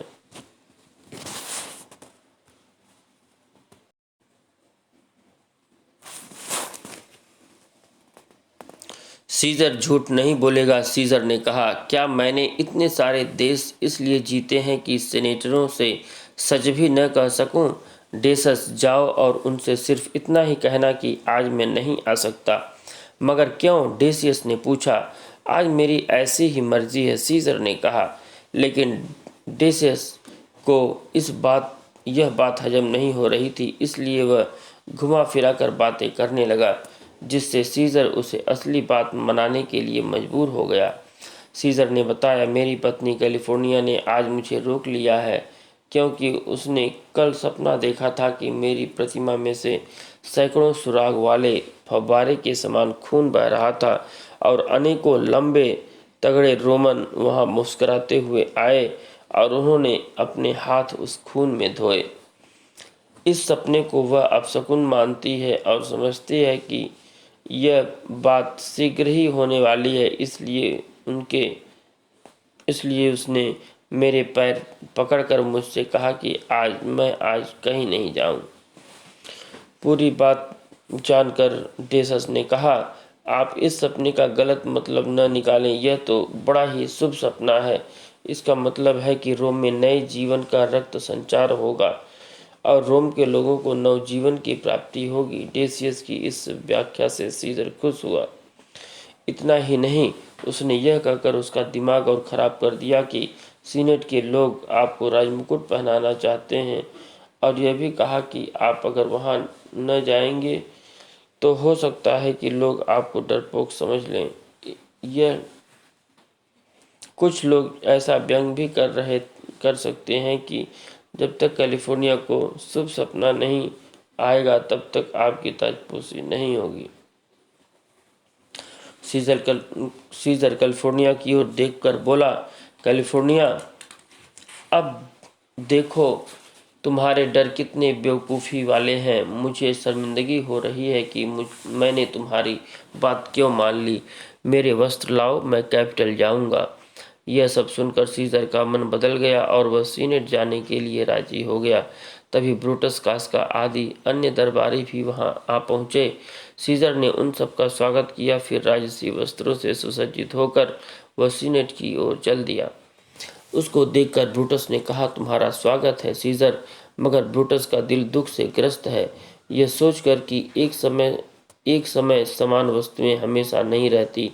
कभी हम लोग दोस्त की तरह जाते थे, लेकिन आज हालात बदल चुके हैं।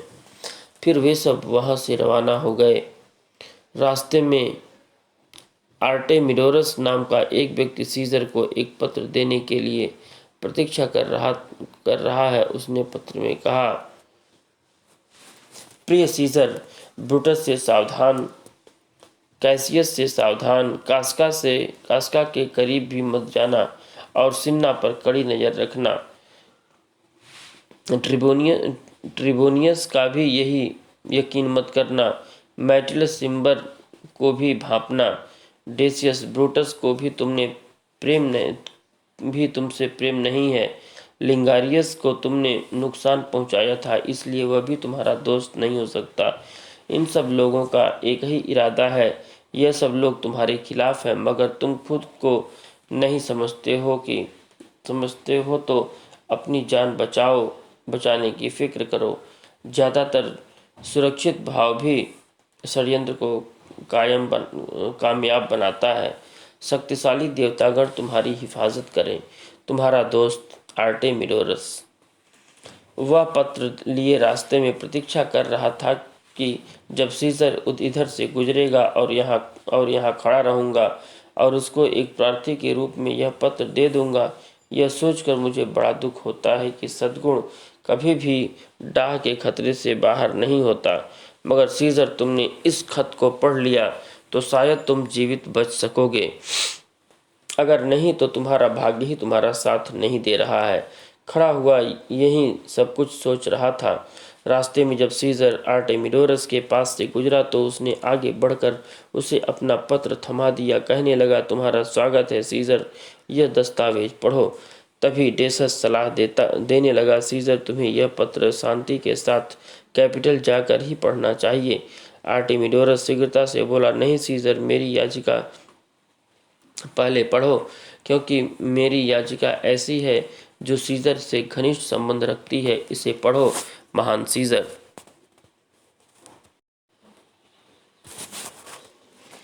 जो हमसे घनिष्ठ संबंध रखती है वह याचिका सबसे बाद में देखी जाएगी। सीजर ने कहा। देर न करो सीजर, तुरंत पढ़ो, उसने प्रार्थना की। सीजर झल्लाया, अरे क्या यह आदमी पागल है? तभी कैसियस ने उसे डांटा, क्या तुम अपनी विनय पत्रिका सड़कों पर ही पढ़वाओगे? अगर तुम्हें अपनी याचिका पढ़वानी है तो कैपिटल जाओ। फिर सीजर सीनेट हाउस पर पहुंचकर उसकी सीढ़ियां चढ़ता हुआ सीनेट हाउस में दाखिल हो गया। उसके पीछे बाकी के लोग भी चढ़ गए। कैपिटल पहुंचते ही सीनेटर पॉपिलियस के यह कहने पर कि तुम्हारा प्रयास सफल हो, उन सब षड्यंत्रकारियों को शक हो गया कि कहीं हमारी योजना के बारे में किसी को पता तो नहीं चल गया। लेकिन ब्रूटस ने उन सब की हिम्मत बंधाई और कैसियस से कहा कि तुम्हारा संदेह बिल्कुल बेतुका है। यह बात पॉपिलियस ने हमारे संबंध में नहीं कही है। देखो, वह हंस रहा है और सीजर के चेहरे पर भी कोई परिवर्तन नहीं दिखाई दे रहा है। सीनेट की कार्यवाही शुरू होते ही ट्रेबोनियस, जो कि एक षड्यंत्रकारी था, सीजर के प्रमुख हितैषी एंटोनियस को लेकर बाहर चला गया। तभी डेसस इधर उधर देखकर कहता है, मैटिलस सिम्बर कहाँ है? उसे अब तक यहाँ आ जाना चाहिए था और अपना प्रार्थना पत्र सीजर को दे देना चाहिए था। तभी मैटिलस सिम्बर ने वहां प्रवेश किया। डेसस ने मैटिलस सिम्बर से अपना प्रार्थना पत्र देने के लिए कहा। सिन्ना ने कास्का से कहा, सीजर पर पहला वार तुम करोगे। सीजर ने वहां बैठकर पूछा, क्या हम सब लोग तैयार हैं? अब बताओ, वह कौन सी भूल है जो सीजर को और उसके सीनेटरों को सुधारनी है? तभी मैटिलस सिम्बर ने सीजर के सम्मान में सिर झुकाकर अपने भाई पब्लियस सिम्बर से निष्कासन का आदेश रद्द करने की प्रार्थना की। तुम्हारे भाई का निष्कासन देश के कानून के अनुसार हुआ है। मैं तुम्हारे इस दंडवत प्रणाम से या सिर झुकाने से पिघलने वाला नहीं हूँ और न ही न्याय के रास्ते में विचलित हो सकता हूँ। तुम अपने भाई की रिहाई के लिए इतनी कपटपूर्ण सौजन्यता क्यों दिखाई दे रहे हो? एक बात समझ लो कि न तो मैं किसी को आहत करता हूँ और न ही बिना किसी उपयुक्त कारण मैं अपना निर्णय बदलता हूँ। इस तरह उसने फटकारते हुए सिम्बर को कुत्ते की तरह धुतकार दिया। मैटिलस भीड़ में देखता हुआ बोला, क्या यहाँ और कोई ऐसा आदमी नहीं है जो सीजर से मेरे निष्कासित भाई की वापसी के लिए प्रार्थना करे? इस तरह ब्रूटस ने भी सीजर से पब्लियस सिम्बर की मुक्ति के लिए प्रार्थना की। कैसियस ने भी बड़े अदब के साथ कहा, माफ़ करना सीजर, मैं अत्यधिक आदर पूर्वक तुमसे प्रार्थना करता हूँ कि तुम पब्लियस सिम्बर को संपूर्ण नागरिक अधिकार प्रदान करो। सीजर ने कहा, मैं भी तुम्हारी तरह इन बातों से प्रभावित हो सकता था। अगर मैं लोगों को नम्र करने के लिए प्रार्थना करता तो प्रार्थनाओं से प्रभावित होता, लेकिन मैं ध्रुव तारे की तरह दृढ़ हूँ जिसका सानी पूरे आकाश में कोई नहीं। आसमान में अनेकों तारे हैं, सभी चमकते हैं, मगर इन सब में एक ही तारा ऐसा है जो अपने स्थान पर ही स्थित है। यही बात इस दुनिया के बारे में भी कही जा सकती है। इसमें भी अनेकों मनुष्य हैं और मनुष्य मानव और बुद्धिमान हैं, मगर इन अनेकों मनुष्यों में मेरी समझ में केवल एक ही आदमी ऐसा है जो अपनी बात से हिलता नहीं है और एक ही जगह स्थिर रहता है। इसके बाद सिन्ना और डेसस ने भी प्रार्थना की, लेकिन सीजर ने उन्हें भी फटकार दिया और बोला, देखते नहीं ब्रूटस की अपील भी रद्द कर दी गई है। इतना सुनते ही कास्का ने कहा, हमारे हाथी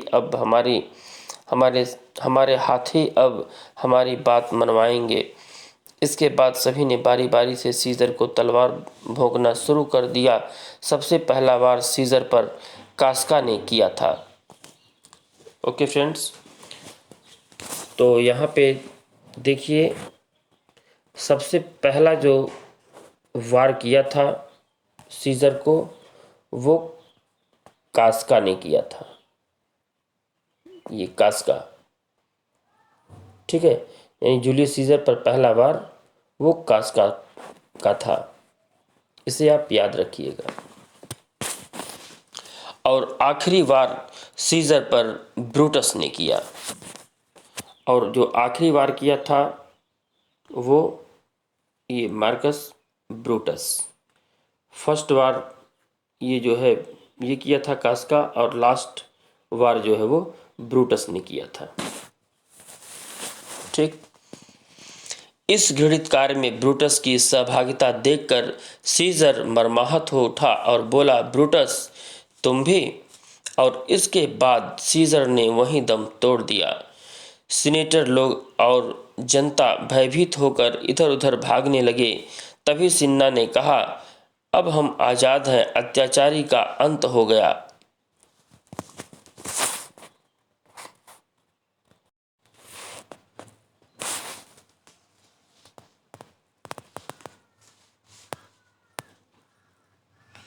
अब हमें जल्द से जल्द यह स्थान छोड़कर सड़कों पर चलना चाहिए और चीख चीख कर घोषणा करनी चाहिए कि अब हम आज़ाद हैं। ब्रूटस ने भी वहां उपस्थित सीनेट के सदस्यों को संबोधित किया और बोला, आप लोग जरा भी न घबराएं, भयभीत होकर न भागें। ठहरो, महत्वाकांक्षा का कर्ज चुका दिया गया है। उसने जनता के नाम भी एक संदेश जारी किया, अब रोमन का कोई हानि नहीं होगी। कैसियस बोला, हम में से कुछ लोगों को प्लेटफार्मों पर जाना चाहिए और चीख चीख कर बताना चाहिए कि आज़ादी, नागरिक अधिकार आज ये सभी सुरक्षित हो चुके हैं। तभी कास्का ने ब्रूटस से कहा, ब्रूटस प्लेटफार्म पर जाओ। फिर वह कैसियस की ओर मुखातिब हुआ, और कैसियस तुम भी। हम लोगों को एक साथ मिलकर किसी सुरक्षित स्थान पर खड़ा होना चाहिए। ऐसा न हो कि सीजर का कोई दोस्त अचानक, यानी मैटलस ने कहा। ब्रूटस ने ढाढ़स बंधाया, इस तरह घबराने की ज़रूरत नहीं है, हम रोमन के किसी व्यक्ति को नुकसान नहीं पहुंचाएंगे। फिर अचानक कैसियस को ध्यान आया, एंटोनी कहाँ है? वह चौंका। इस कांड की खबर जैसे ही एंटोनियस को मिली तो वह अपने घर की ओर भाग निकला। वह एक षड्यंत्रकारी ने बताया। वह ऐसे घबराकर भाग रहा था कि जैसे कयामत आ गई हो। ब्रूटस ने सीजर की लाश को देखते हुए कहा, हमारे भाग्य में क्या है? हम सब जानते हैं कि एक न एक दिन हमें भी मरना है, लेकिन मृत्यु का वक्त कब आएगा, हमारा जीवन कितना बाकी है, यही बातें सोचा करते हैं। कैसियस बोला, फिर तो वह इंसान जो अपनी मौत से 20 साल पहले ही मर गया, यह सब बातें सोचने से बच गया। ब्रूटस ने कहा, अगर ऐसा मान लिया जाए तब तो मृत्यु एक लाभ है और हम सीजर के दोस्त हैं, जिन्होंने उसे मारकर मृत्यु की चिंता से छुटकारा दे दिया। हे रोम के लोगों, झुक जाओ और सीजर के खून से अपने कोहनियों तक हाथ भिगो लो और अपनी तलवारों को भी इस खून में स्नान कराओ। फिर हम बाजार के चौराहे की तरफ जाएंगे, अपने खून की सभी तलवारों को अपने सिरों के ऊपर हिलाते हुए और चीखते हुए बढ़ेंगे। शक्ति प्राप्त हो गई, हमें आज़ादी मिल गई, हमारे अधिकार हमें मिल चुके हैं। हम सबको झुकना चाहिए और फिर अपने हाथों और तलवारों को सीजर के खून से स्नान कराना चाहिए। आने वाले वक्त में हमारा यह महान कार्य लोगों को सबक देगा, उन अनेकों राज्यों में भी में जो अभी पैदा भी नहीं हुए हैं, कैसियस ने कहा। ब्रूटस मुस्कुराया, अब अनेकों बार इसी तरह सीजर का वध होगा, उस सीजर का जो अब पॉम्पे की प्रतिमा के आगे मृत पड़ा है, जिसकी कीमत मिट्टी के समान भी नहीं है, कैसियस ने कहा। और जितनी बार भी ऐसा होगा, लोग उतनी ही बार हम सबको याद करेंगे और कि यही वह महान लोग हैं जिन्होंने इतना महान कार्य करके देश को आज़ाद करा दिया था। अब हम लोगों को बाहर भी चलना चाहिए, डेसस ने कहा। हाँ, चलते हैं। सबसे आगे ब्रूटस चलेंगे, उनके पीछे हम लोग आएंगे। तभी ब्रूटस के कानों में किसी के पदचाप की आवाज़ पड़ी तो वह सावधान होकर कहने लगा, शांत हो जाओ, इधर कोई आ रहा है। एक नौकर वहां दाखिल हुआ अरे यह तो एंटोनी का नौकर है, सभी एक साथ बोले। नौकर ने आदरपूर्ण मुद्रा में कहा, ब्रूटस, मेरे मालिक ने मुझे आज्ञा दी है कि पहले तो मैं आपके सामने इस प्रकार झुकूं और फिर आपको प्रणाम करूं, उसके बाद आपको यह संदेश दूं कि ब्रूटस उच्च वीर और ईमानदार है। सीजर शक्तिशाली वीर, राजसी, ठाठ वाला और प्रेमी था। एंटोनी ब्रूटस से प्रेम करता है और उसका सम्मान करता है। वह सीजर से डरकर उसके प्रेम करता था और उसका सम्मान करता था। भाइयों, मैं नहीं जानता कि आपके क्या इरादे हैं और किस किस का खून अभी बहना है। अगर आप मुझे मारना ही चाहते हैं तो मेरी मृत्यु का सीजर की मृत्यु के समय से उपयुक्त और कोई समय नहीं है। मैं आपसे विनती करता हूं कि अगर मेरी तरफ से आपके दिल में कोई दुर्भावना हो तो आप अपनी इच्छा पूरी कर लें। इस समय आपके हाथ खूनों से रंगे हैं। अगर मैं 1000 साल तक भी जिंदा रहा तो मरने के लिए मैं कभी इतना तैयार नहीं मिलूंगा जितना इस वक्त हूँ। नहीं मेरी मौत के लिए कोई दूसरा स्थान इतना उपयुक्त होगा जितना कि यह स्थान जहाँ सीजर मरा पड़ा है, और न ही मुझे कोई दूसरा मारने वाला इतना पसंद होगा जो कि आप सब लोग हैं, इस युग की प्रभावशाली आत्माएं। उसका संदेश पाकर ब्रूटस बोला, ओ एंटनी, हमसे अपनी मृत्यु मत मांगो। इस समय हम तुम्हें सीजर की हत्या करने की वजह से जालिम प्रतीत हो रहे हैं। तुमने हमारे दिल को नहीं पहचाना जो कितना कोमल है। उसी तरह रोमनों के लिए जो दया हमारे दिल में थी, उसने सीजर के प्रति दया को बाहर निकाल दिया और हमें मारने के लिए मजबूर होना पड़ा। जहाँ तक तुम्हारा सवाल है, तुम्हारे लिए हमारी तलवारें ढूंढ शीशे के समान है। हम तुम्हारा प्रेम पूर्वक सद्भावना के साथ स्वागत करते हैं। यह संदेश नौकर ने ले जाकर एंटोनी को सुनाया और एंटोनी वहां हाजिर हो गया। उससे कैसियस बोला, एंटोनी, नए पदों के वितरण के समय हमें तुम्हारी राय उतनी ही महत्वपूर्ण है जितनी कि हम में से किसी और की।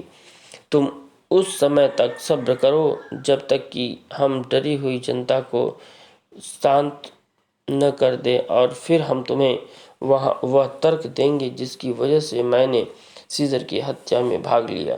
मैंने जो कि सीजर से उस समय भी प्यार करता था जिस वक्त मैंने उसे मारा था।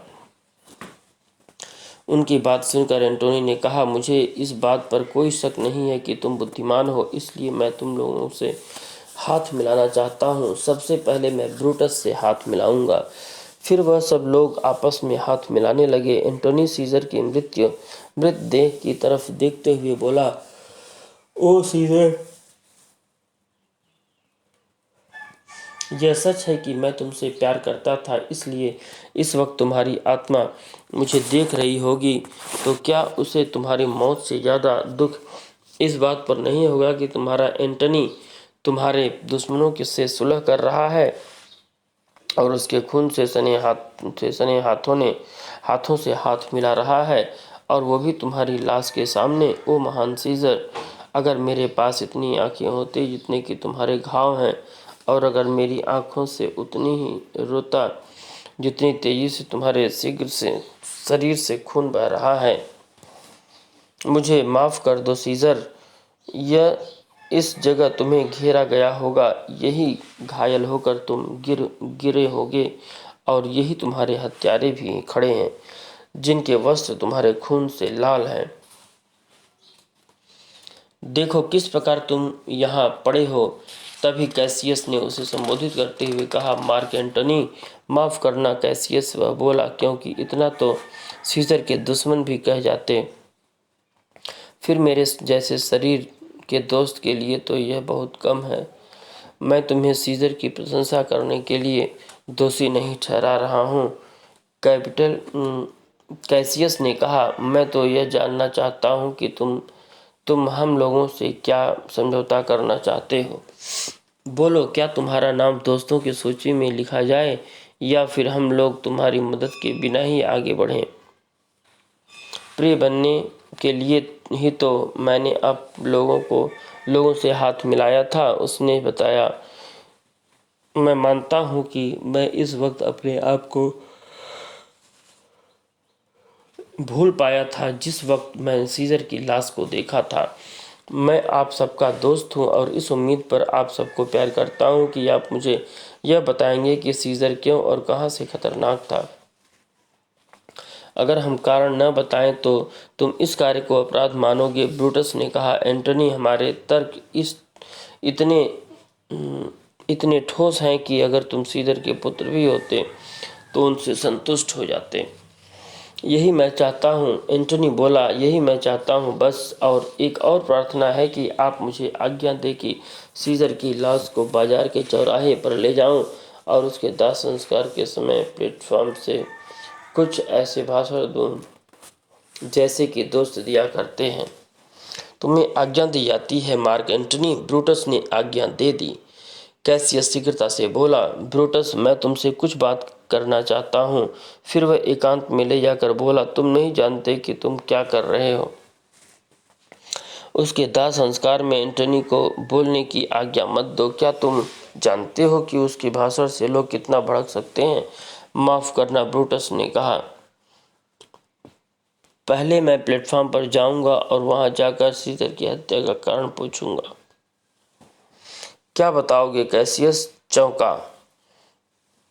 मैं घोषणा करूंगा कि जो कुछ मार्क एंटनी कहने जा रहे हैं वह हमारी ही अनुमति से कहेगा।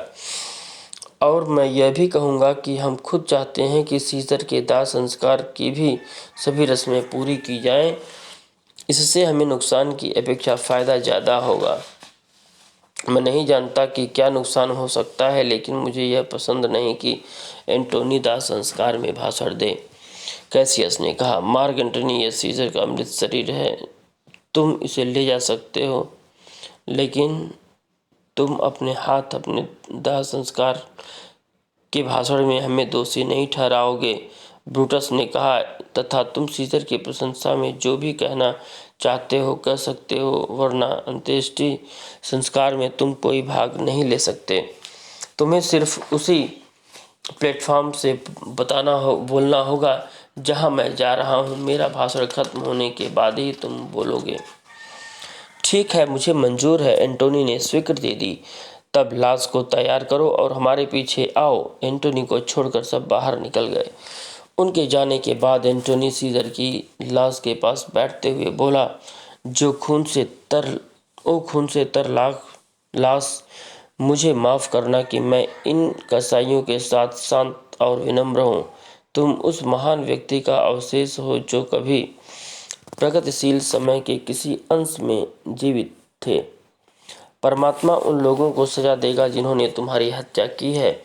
मैं भविष्यवाणी करता हूँ कि उन पुरुषों के अंगों पर एक अभिशाप उतरेगा।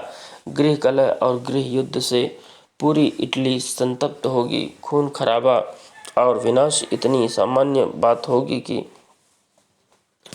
और भयानक दृश्य इतने साधारण सी बात होगी कि हर माँ योद्धाओं के द्वारा काटे हुए अपने बच्चों को देखकर सिर्फ मुस्कुराया करेगी, क्योंकि इन दृश्यों को देखने की वह आदी हो चुकी बात होगी कि हर माँ योद्धाओं के द्वारा काटे हुए अपने बच्चों को देखकर सिर्फ मुस्कुराया करेगी, क्योंकि इन दृश्यों को देखने की वह आदी हो जाएगी, रोया नहीं करेगी। तभी वहाँ एक व्यक्ति आया। उसे देखकर एंटनी ने पूछा, क्या तुम ऑक्टेवियस के नौकर हो? जी हाँ, मार्क एंटनी। सीजर ने ऑक्टेवियस को रोम आने के लिए पत्र लिखे थे। एंटनी बोला, जी हाँ, वो पत्र उन्हें मिल चुके हैं। वो रोम आ रहे हैं। उन्होंने मुझे आज्ञा दी थी कि मैं जबानी तुमसे मिलूं। ओ सीजर। तभी उसका नज़र सीजर की लाश पर पड़ी। वह रोने लगा। एंटनी उसे समझाने की कोशिश करने लगा, तुम्हारा हृदय भावनाओं से भरा हुआ है, इसलिए तुम एक तरफ हट जाओ और रोकर अपना दिल हल्का कर लो, वरना तुम्हें रोते हुए देखकर मुझे भी रोना आ जाएगा।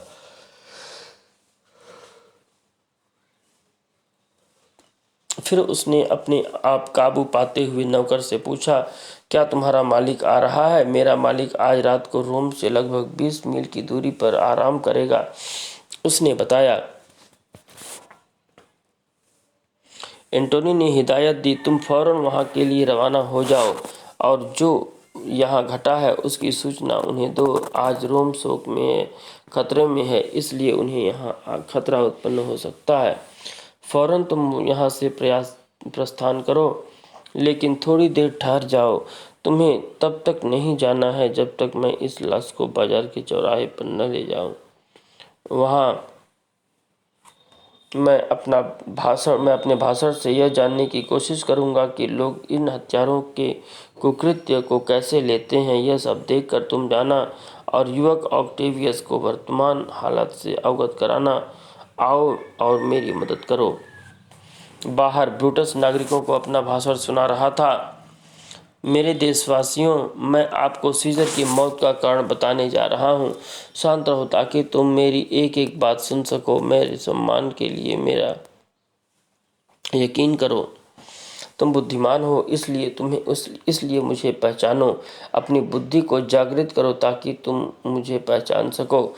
यहाँ कौन है जो सीजर का मित्र है और यह जानना चाहेगा कि सीजर के विरुद्ध ब्रूटस ने अपनी तलवार क्यों उठाई। और मैं यही कहूँगा, इसलिए नहीं कि ब्रूटस सीजर को कंपेयर करता था, बल्कि इसलिए कि ब्रूटस रोम को ज़्यादा चाहता था। क्या आप चाहते हैं सीजर जीवित रहता और हम सब उसकी गुलामी करते रहते? मगर मर जाते या सीजर मरता, तब लोग आज़ादी के साथ जिंदा रहते, क्योंकि सीजर मुझसे प्यार करता था और उसकी मौत पर रोता हूँ, क्योंकि वह भाग्यशाली था। मुझे इस बात की खुशी है क्योंकि वह बहादुर था। मैं उसका सम्मान करता हूँ, लेकिन वह महत्वाकांक्षी था, इसलिए मैं उसकी हत्या की है। उसके प्रेम के कारण ही मेरी आंखों में आंसू हैं। यहाँ कौन इतना नीच है जो गुलाम बनना चाहेगा?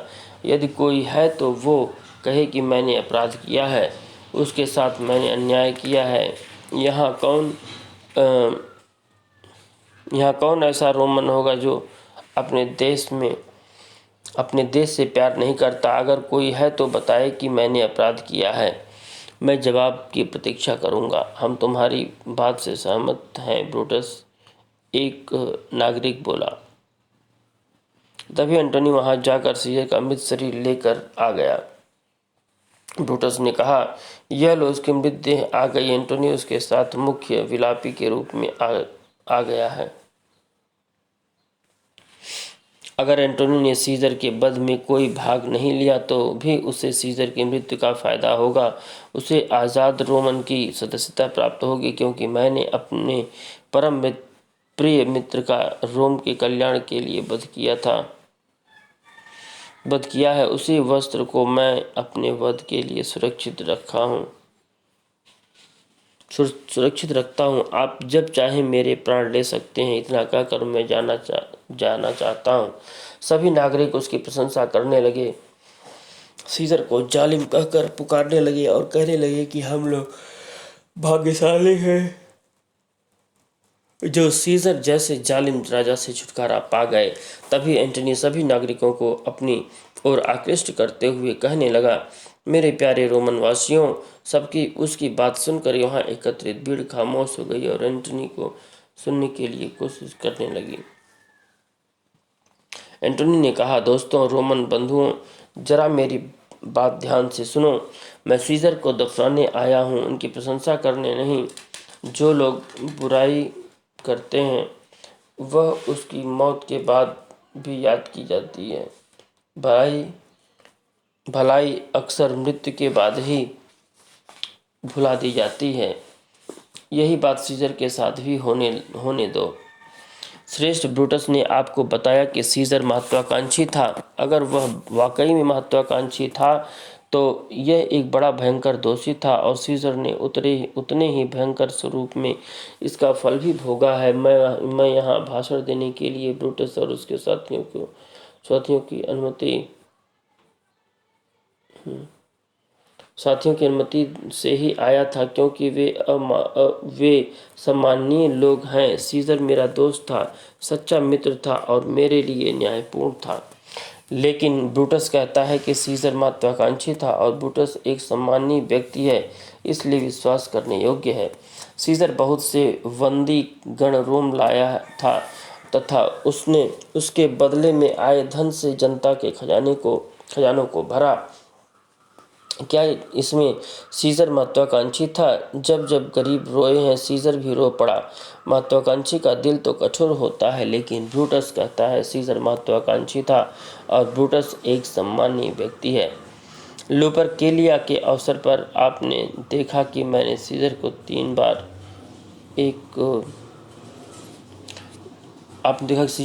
बार एक ताज पेश किया। उसने तीनों बार इसे लेने से इनकार कर दिया। क्या वह महत्वाकांक्षी था? फिर भी ब्रूटस कहता है कि वह महत्वाकांक्षी था और निश्चय ही ब्रूटस सम्मानीय व्यक्ति है, इसमें कोई शक नहीं। मैं ब्रूटस के कथन को झूठा प्रमाणित नहीं कर रहा हूँ। मैं तो वो बात बता रहा हूँ जो मैं जानता हूँ। आप लोग किसी समय सीजर को प्यार करते थे, लेकिन बिना वजह के नहीं। लेकिन आज वो कौन सी वजह है जो आपको सीजर की मृत्यु पर शोक प्रकट करने से रोक रही है? हे बुद्धि, तूने मनुष्यों के मस्तिष्क में न निवास करके जानवरों के शरीर में निवास कर लिया होता, इसलिए कि मनुष्य आज बुद्धिहीन हो गया है। थोड़ा रुको, मेरा दिल सीजर के शव के कफन में पहुंच गया है। मुझे उस समय तक रुकना होगा जब तक कि मैं खुद संभाल न लूं। तभी एक नागरिक बोला, ये तो वाकई सीजर के साथ बड़ा अन्याय हुआ है। दूसरा नागरिक बोला, एंटनी ठीक कहता है कि सीजर महत्वाकांक्षी नहीं है, क्योंकि उसने राजमुकुट भी ठुकरा दिया था। एंटनी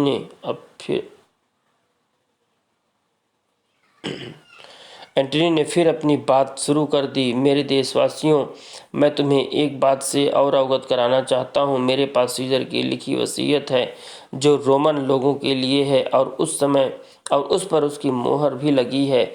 ये वसीयत मुझे उसके निजी कमरे से मिली। लेकिन दोस्तों, माफ़ करना, मैं इस वसीयत को पढ़ना नहीं चाहता, क्योंकि इसे सुनते ही रोमन लोग पागल हो जाएंगे और सीजर के शव को चूमने लगेंगे। वे यादगार के रूप में उसके बाल मुझसे मांगेंगे और अपने मरने के बाद उस बाल को एक बहुमूल्य पैतृक संपत्ति के रूप में अपने बच्चों के लिए छोड़ जाएंगे।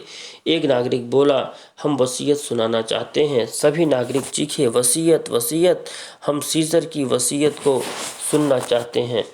मेरे बंधुओं, एंटोनी ने कहा, मैं सोचता हूँ मुझे वो वसीयत नहीं पढ़नी चाहिए, क्योंकि यह सही नहीं होगा। वसीयत सुनकर रोम की जनता भड़क सकती है और विद्रोह कर सकती है। जहाँ तक मैं सोचता हूँ, कौन जाने कितना भयंकर परिणाम हो सकता है। सभी नागरिक चिल्लाए, वसीयत पढ़ो। एंटोनी वसीयत पढ़ने लगा। ये रही वसीयत और इस पर सीजर की मोहर लगी हुई है। इसमें सीजर ने प्रत्येक रोमन को एक को अलग अलग अपने निजी धन में से 75 ड्रेचमा दिए हैं, 75 ड्रेचमा दिए हैं। सभी नागरिक बोले, ओ महान सीजर, हम तुम्हारी मौत का बदला लेंगे। इतना ही नहीं, उसने अपने मनोरंजन की सभी वस्तुएं तुम्हारे लिए छोड़ी हैं। अपने बगीचे, जो कि टाइबर नदी के पास स्थित है, तुम्हारे लिए हमेशा हमेशा के लिए घूमने की वजह से छोड़ दिए।